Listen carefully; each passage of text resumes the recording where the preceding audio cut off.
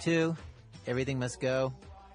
In the early 1990s, Sudhir Alladi Venkatesh was researching the underground economies in the city of Chicago. He was a grad student back then. He wanted to know how people made money off the books, and he spent a lot of time in the poorer areas of the city, where people had to invent ways to make their own livings.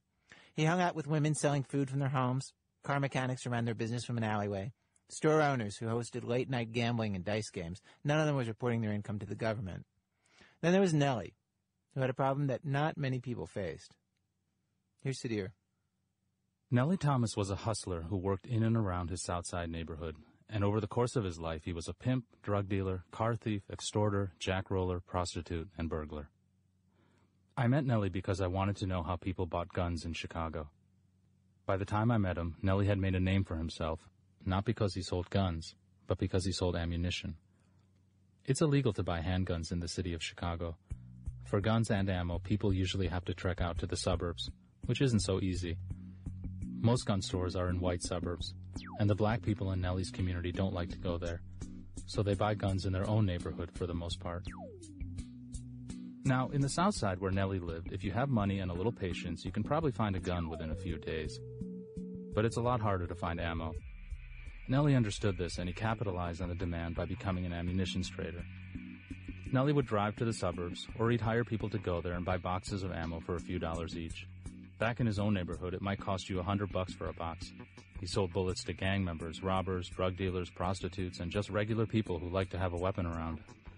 And when the gang wars heated up in the mid to late 90s, people bought several boxes at a time, and Nellie was flush with cash. Good money, no hassle, he liked to say. Cops don't care much about me.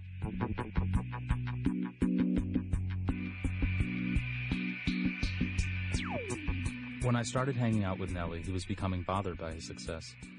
He was making so much money that he didn't know what to do with it. His needs were pretty minimal. He had a beat-up old truck that he fixed himself, and his parents had long ago paid off the mortgage on the bungalow where he was born and where he still lived.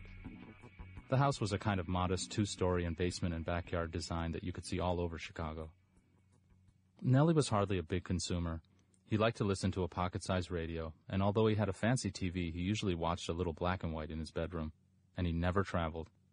For 20 years, he'd been eating at the same soul food restaurant every day. He wore the same 3 or 4 pairs of clothes, and almost every day you could see him walking or playing golf, very badly, he said, in the park next to his house. Nellie also lived in a world of cash. Like most underground traders, he couldn't take large sums of money to the bank, and for small sums, he simply didn't trust banks. So he put his cash in mattresses and in large black trash bags that he hid inside his house, or that he buried outside in the backyard. But Nellie was losing sleep because he was running out of places to keep his cash. He worried because there were other people living in his home, a girlfriend and her 2 children, a niece, his grandmother, an aunt, and a brother with his girlfriend and 2 kids. Nellie was scared he'd be robbed, and so he began staying up all night with a big shotgun next to his window. His anxiety grew so bad that he started taking medication and drinking more. He was restless and fidgety, and he said he was yelling at his family for no good reason. Sometimes he'd call me early in the morning. We both knew many of the local gang leaders, and he wanted me to tell him whether they were planning to raid his house.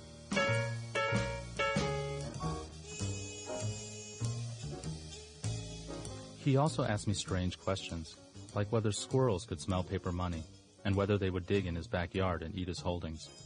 He admitted he was going to the hospital nearly every 2 weeks due to panic attacks. At first I wondered why Nellie didn't just give his money away to his family or to a charity, but it wasn't so simple for him. He said he was ashamed of how he'd earned it. He didn't want to tell people that he sold ammo to gang members for a living. I suppose Nellie could have bought some property or found a way to launder his money, but that really wasn't in his character. Nellie didn't think in terms of the future, at least not in that way. And because he was very depressed and his job was so dangerous, Nellie didn't think he'd live long enough to spend his money on anything worthwhile. One morning I went to Nellie's house and found him in tears. No one was home, and he was lying on his bed with his money all over the room. He kept saying he couldn't take it anymore, and he wanted a way out. I noticed a few large bills, but they were mostly piles and piles of $1 and $5 bills, crumpled up like waste paper. He was pleading with me to help him to do something with all of his money, which he estimated was about $15,000 or $20,000. He asked me, "What do your people do when they have all this stuff that they can't use?" I'm Indian, but I assumed he meant middle-class folks. Well, I said, when my family has a lot of stuff, we give it away, or we have a garage sale. His eyes lit up. That's it, I'm going to have a garage sale. I wasn't sure I understood what he meant. Let me get this straight, you're going to sell your money? He grinned, stood up, hugged me, and said, thank you for getting me out of this mess.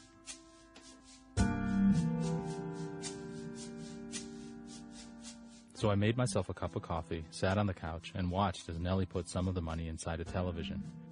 Then he dumped a handful of bills inside a vacuum cleaner. Then he shoved bags full of cash inside his couch cushions and in a mattress.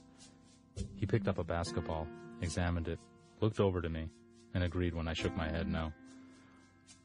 And then with my help, he dragged everything out to the front lawn.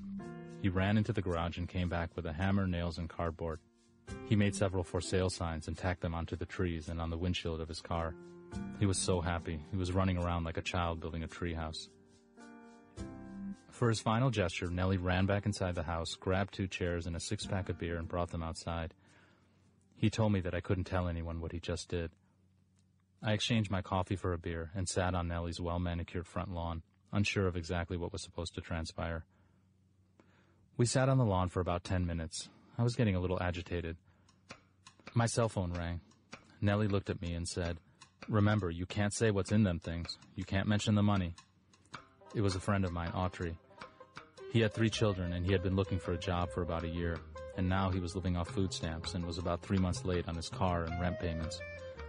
Autry could definitely have used the money, not to mention the nice TV set sitting in front of my feet. "I'm at a garage sale," I told Autry, checking with Nellie to see if that was okay. Nellie nodded approval. "You should come over," I said, checking with Nellie again, who didn't nod.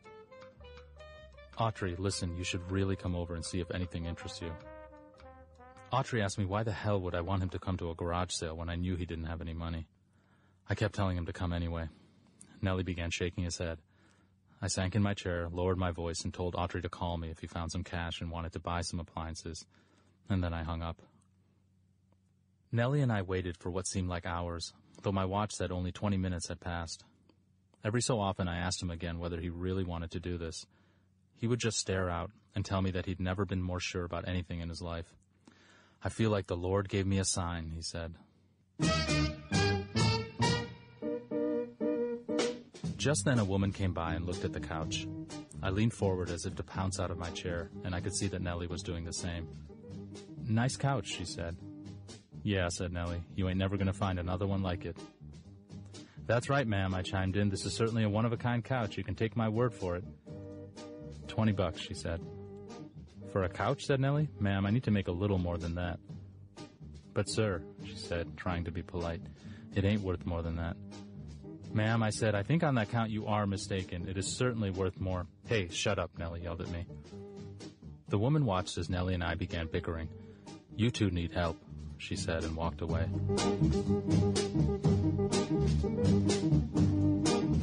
As the morning turned to afternoon, more people came. The first successful sale was to a man pushing a shopping cart. He eyed the vacuum cleaner. "What do you want for it?" he asked. "Give me 15, said Nellie. 15? Are you nuts? I said. I couldn't believe Nellie would charge so little.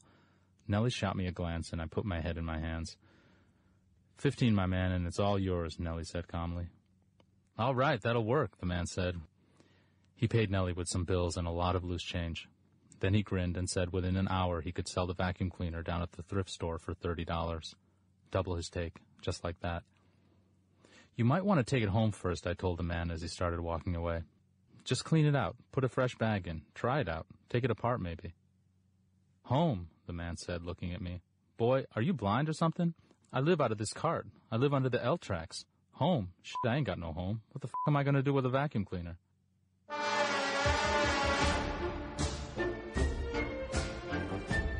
A Saturday morning church service must have ended because a line of black women wearing beautiful dresses and hats was coming our way. They looked at the items on the lawn and liked what they saw. One played with the television set, hitting it every so often, while a few others sat on the couch. "A little soft and, well, not so even," one said to me and Nellie. "These cushions are a little old, aren't they?